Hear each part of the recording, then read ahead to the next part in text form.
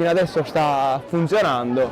Adesso riparte la partita con il Friuli, parla verso il centravanti, attenzione qui, bravissimo Degano che la crossa in mezzo, attenzione, smanaccia la gol e segna con il numero 20 Zecchini, Federico Zecchini va in gol dopo la smanacciata del portiere Bertocco. Quindi il Friuli Giulia al 27 di fila per il Veneto, chiama lo schema, palla in mezzo, sempre corta, attenzione, e la gol!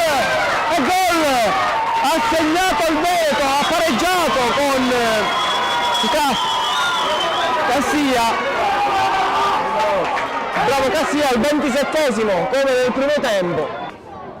Siamo al 34esimo del secondo tempo, mancano all'incirca 10 minuti alla fine di questa partita, palla in avanti per il Veneto che ancora ci crede, parte il tiro, è un gol meraviglioso da parte di Thomas Piotto, un gol incredibile, eccezionale da parte del giovane Veneto che sarà battuto dal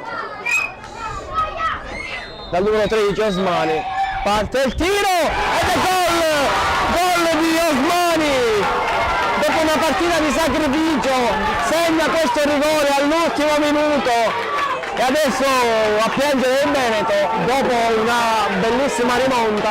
All'ultimo minuto segnare un rigore con tutta la pressione addosso, ancora Osmani che protegge palla, ancora palla in mezzo per il gol clamoroso di Coluccio.